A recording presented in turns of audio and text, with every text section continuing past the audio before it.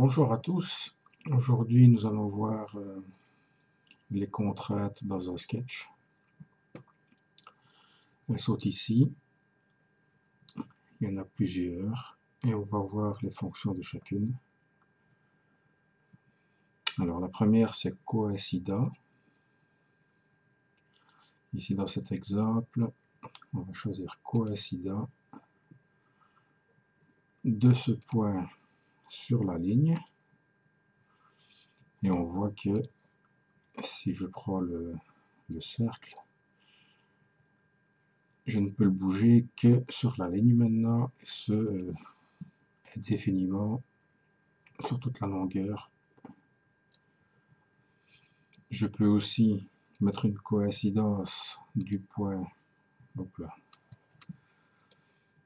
du point sur le point de la ligne. Et à ce moment-ci, je peux toujours bouger le cercle, mais la ligne suit aussi le mouvement. Donc la fin de ligne suit aussi le mouvement. Bien. On peut passer à la contrainte suivante qui est collinéaire.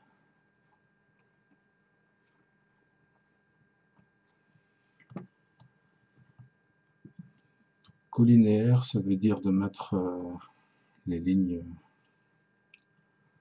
ensemble, on va dire, sur le même niveau. Donc on fait collinéaire, on sélectionne une autre ligne, et pop, ça vient se coller.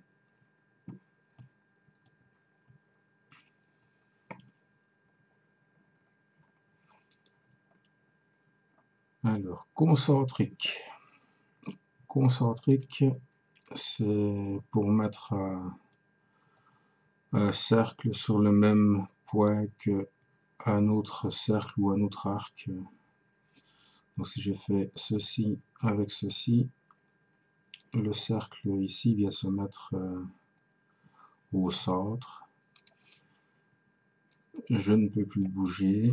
Si j'agrandis, ben on voit que c'est bien concentrique et au même niveau que l'autre arc.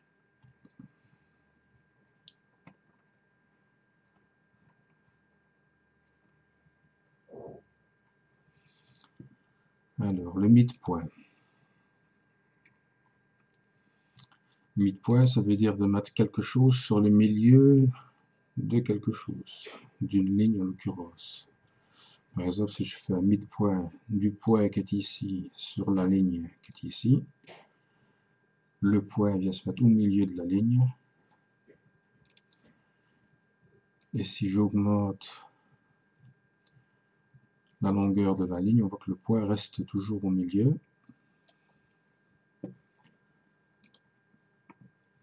Si par exemple je fais mid-point de cette ligne sur cette ligne, on voit que ça se croise ici pile au milieu. Et si je veux que la ligne du rectangle soit alignée à la ligne que je viens de faire le mid-point, je fais un collinéaire de ça sur ça. Voilà.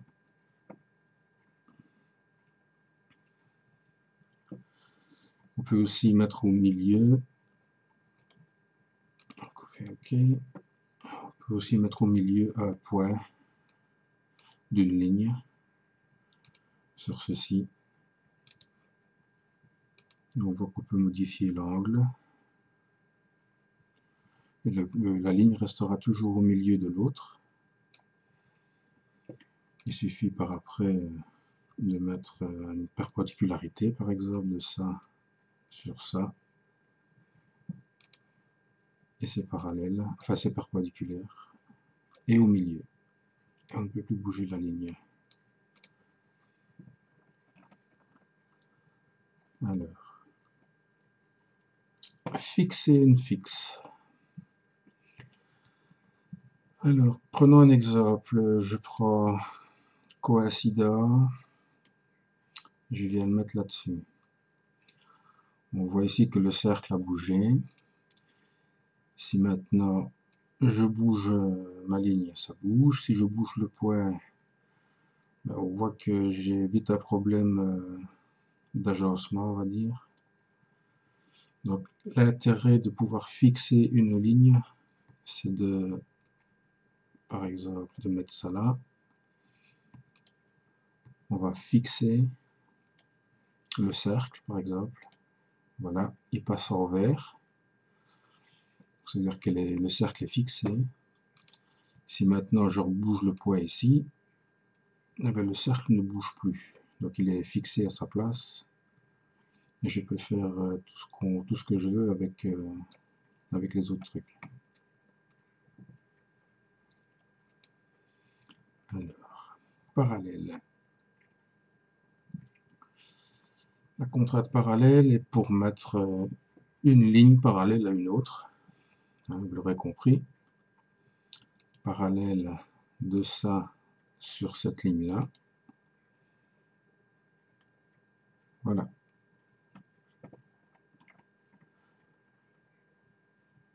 De même que perpendiculaire, vous l'avez compris aussi, à quoi ça sert de mettre cette ligne perpendiculaire à celle-là.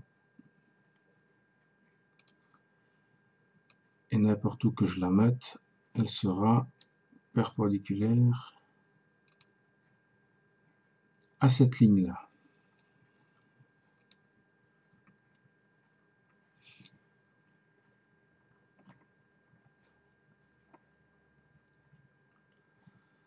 Alors, la contrainte horizontale verticale, je pense que c'est celle qui sert le plus. Elle sert à aligner horizontalement ou verticalement des objets entre eux. Exemple, on clique sur la contrainte horizontale verticale de ce point sur ce point, et ça s'est aligné sur celui-là. De même qu'on peut mettre aussi la contrainte sur une ligne. Je vais mettre cette horizontale ici. Voilà. Pardon. Et aussi, on peut aligner verticalement les objets entre eux. Celui-là par rapport à celui-là. Et il s'est aligné. Si par exemple, je prends une ligne, donc on a déjà fait l'exemple de la ligne comme ceci. Et on va faire une ligne comme cela. Si je prends horizontale, verticale, il va mettre en horizontal ou verticalement, selon ce qui est le plus proche en fait. Ici, on voit qu'il est plus proche de l'horizontalité, donc il va le mettre à l'horizontale. Celle-ci, il est beaucoup plus proche de la verticalité, donc il va le mettre vertical. Ça peut être très intéressant quand on dessine un croquis à la va-vite et qu'on doit mettre les contraintes pour que ce soit droit et horizontal et vertical. Alors on passe à la suivante, tangente. La tangente, qu'est-ce que c'est? C'est de pouvoir mettre une ligne tangente à un cercle, par exemple. Donc on voit que si je bouge, ma ligne sera toujours tangente quoi qu'il arrive. Mais on peut aussi mettre un cercle tangent à quelque chose. Par exemple ceci, tangent à ça. Et quoi que je fasse, si j'agrandis, on voit que la tangente suit. Voilà. Alors, la contrainte curvature, elle ne sert pas beaucoup, je vais dire, enfin ça dépendra de votre utilisation. La tangente curvature, qui est ici. Mais elle ne sert que pour les lignes tracées avec spline, donc la ligne de Bézier. Par exemple, pour prendre une ligne de Bézier, on ne met que 2 points, plutôt que d'en mettre 36. Donc on voit que ça fait une ligne presque pas droite. Si on prend la contrainte de curvature de cette ligne sur cette ligne, et de cette ligne sur cette ligne, on voit que ça fait une courbe parfaite. Et ça ne sert qu'à ça en fait. Ce sera très utile quand vous ferez une étude de courbure avec Zebra Analysis. Si vous êtes amené à faire des splines, que vous devez contrôler les courbes. Alors, la suivante est égale.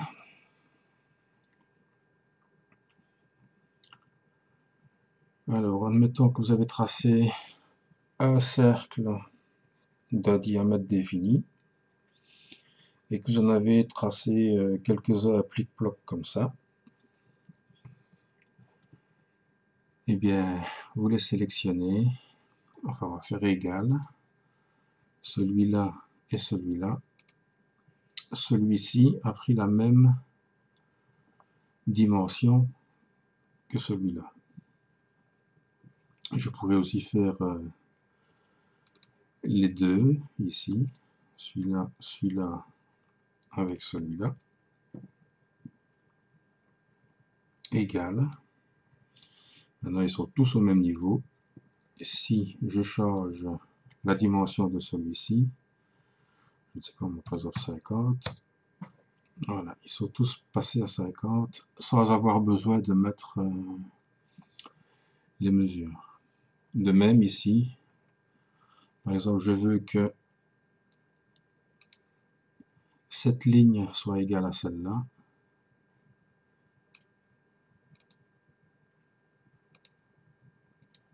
Non, ça marche pas. Tant pis. Alors, si je mets des 250 égale ça et ça. Non, tu veux pas. On va essayer d'enlever les contraintes qu'il y a.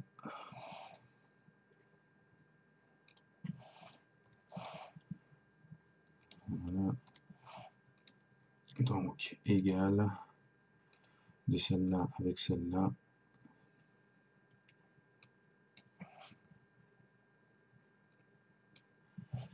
Bon, vous voyez l'importance de mettre des cotations bien précises. Des 250 égale de ça sur ça. Donc ceci et ceci à la même distance. Et si on veut que ce soit, je sais pas moi, bien horizontal, ben voilà. Alors, c'est la symétrie maintenant. La symétrie, c'est de pouvoir mettre quelque chose centré sur une ligne. Bien souvent, au centre, on doit centrer un rectangle, par exemple, sur une ligne de construction. Alors, on peut faire aussi, on pourrait le faire avec midpoint, par exemple, de cette ligne sur cette ligne, avec midpoint. Et là, c'est centré. Donc, quoi que je fasse, si je bouge ici, c'est centré. Mais aussi, on peut utiliser la contrainte de symétrie de cette ligne-là avec celle-là. Donc, on recommence de cette ligne-là avec cette ligne-là sur cette ligne-là. Et ça m'a mis la symétrie par rapport à la ligne.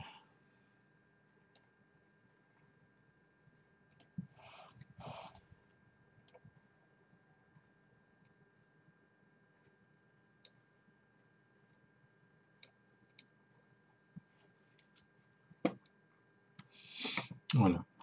Alors, on peut aussi remarquer que si je prends un objet, par exemple ici le cercle, les icônes qui sont ici, il y en a certaines qui sont grisées.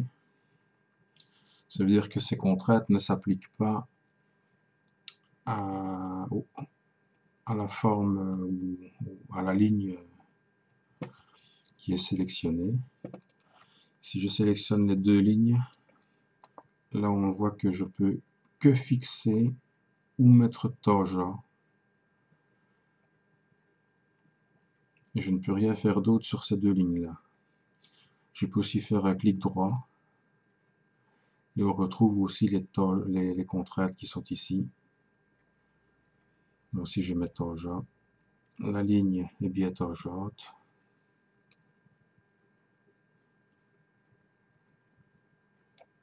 Voilà. Alors pour en finir avec les contraintes, on peut s'apercevoir que lorsqu'on trace une ligne par exemple, voilà par exemple ici, il y a déjà une contrainte qui s'est mise d'horizontalité. Si on poursuit la ligne, eh bien on peut s'apercevoir que dès qu'on va se mettre précisément à un endroit ici en bas au point qui est en bas, une contrainte de perpendicularité. Vous voyez, un petit truc bleu là.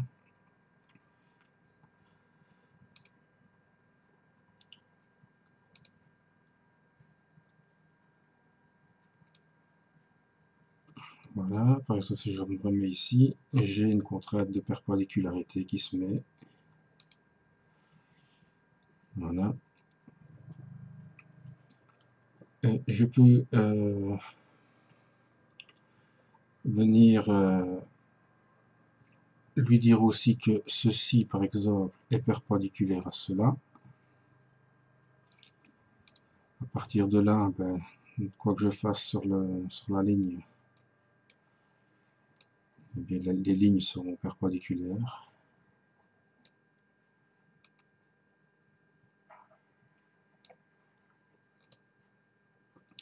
Si je veux voir à quoi correspond une contrainte, je passe ma souris dessus et les lignes qui sont contraintes par cette contrainte sont surlignées en bleu plus foncé. Vous voyez. Si maintenant je m'aperçois que j'ai une contrainte qui est en trop, par exemple celle-ci, je la sélectionne et j'appuie sur Del sur mon clavier pour la supprimer. Maintenant je peux bouger la ligne différemment.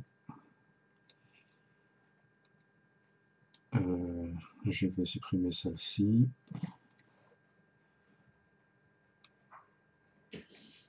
Je vais supprimer celle-là. Et là, je peux bouger librement mes formes.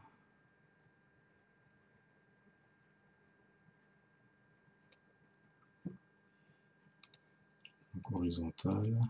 Donc elle y est déjà, on va dire.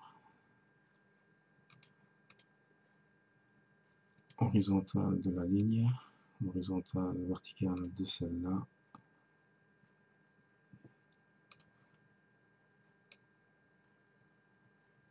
Vous voyez, on peut faire tout ce qu'on veut.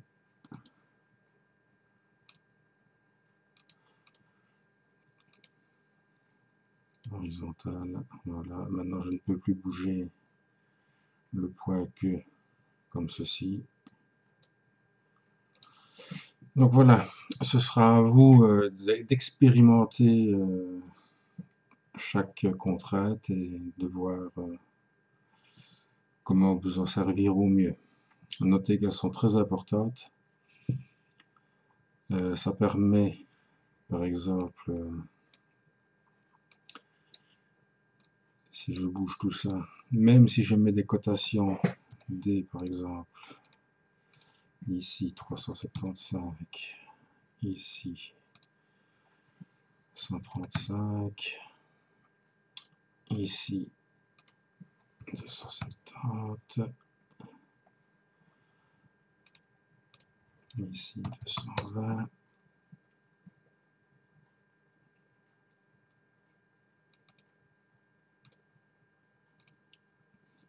Donc ici, on me dit que je suis déjà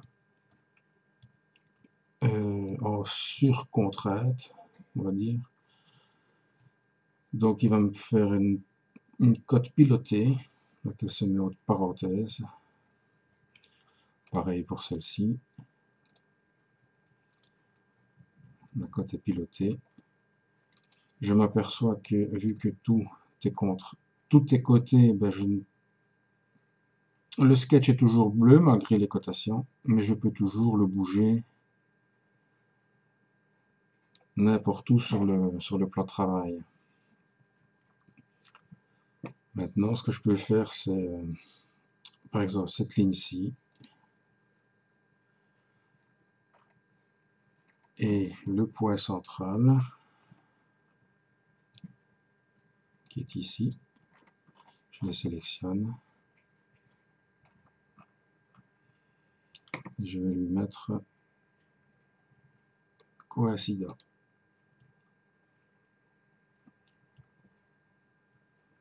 Maintenant, on s'aperçoit que cette ligne-là et cette ligne-là sont devenues noires, mais le sketch n'est pas totalement encore noir.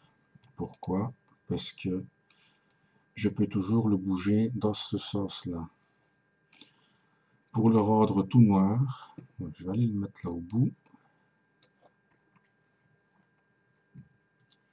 pour avoir plus facile.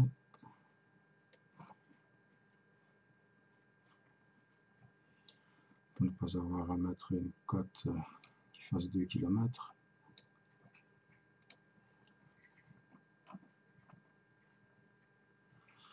Pour le rendre tout noir, il faut que je mette aussi une dimension de là à là, ou une autre contrainte,